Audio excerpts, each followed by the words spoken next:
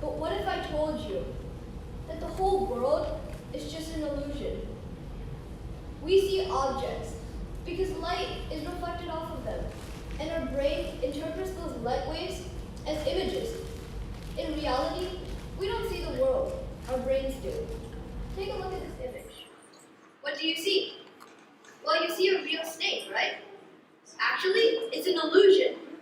This is the work of a talented Serbian artist named Stefan Kog, who uses perception to convince his audience into believing that the snake is real. Let me show you another image. This one is of a floating cube. Or is it? Once again, your visual system is giving you the impression that you're seeing a floating cube, while the reality is that the cube is drawn on a piece of paper, and the angle of the paper makes the cube to appear to be floating. Now, what makes visual illusions like this so interesting and engrossing? Well, there are two main reasons. One is that it is surprising, but that isn't very satisfying. And the other reason is that it is breaking our intuition that we are perceiving the world as it is, but we aren't. Now, visual illusions are important, but your attitude towards circumstances are even more important. Did you know that if you spell out the word attitude and make each letter correspond to a number from 1 to 26, the sum is 100%? It's amazing, isn't it?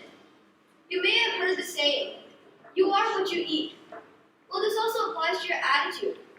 You become what you think you are.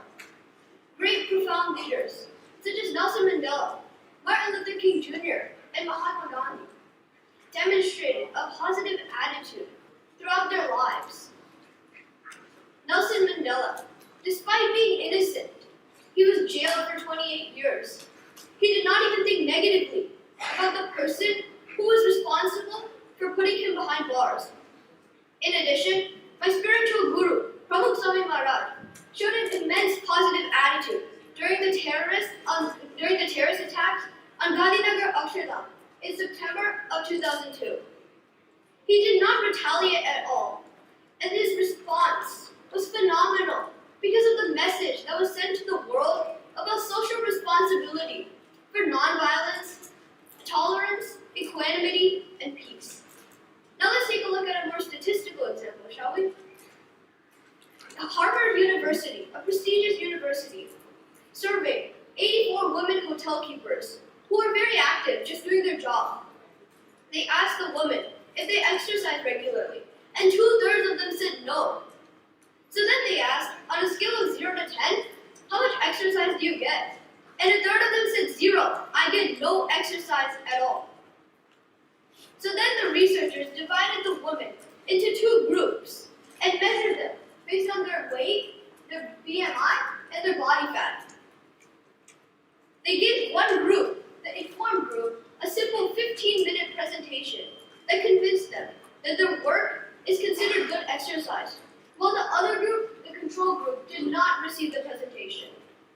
After 4 weeks, they measured the women again, and they found out that the informed group dropped their mean weight, their BMI, and their body fat so dramatically, and their overall job satisfaction rose significantly, while the control group showed little to no change at all, as you can see here. This proves that if you can change your attitude, you can change your life. It reminds me of the story of a reporter who talked to 3 construction workers pouring concrete at a building site. The reporter asked the first worker, "What are you doing?" He replied, "I'm earning a paycheck." The reporter asked the same question to a second laborer, who looked over his shoulder and said, "What's it look like I'm doing? I'm pouring concrete." Then the reporter noticed the third man, who was smiling and whistling as he worked. "What are you doing?" he asked the third worker. "I'm building a shelter for the homeless," he replied excitedly. "Over there is where the women's dormitory will be, and over there is where the kitchen will be." Each man was doing the same job, but only the third man had a positive attitude towards his work. And only people like this can make a difference in our world. I would like to depart you with this message in mind. If you can change your attitude, you can change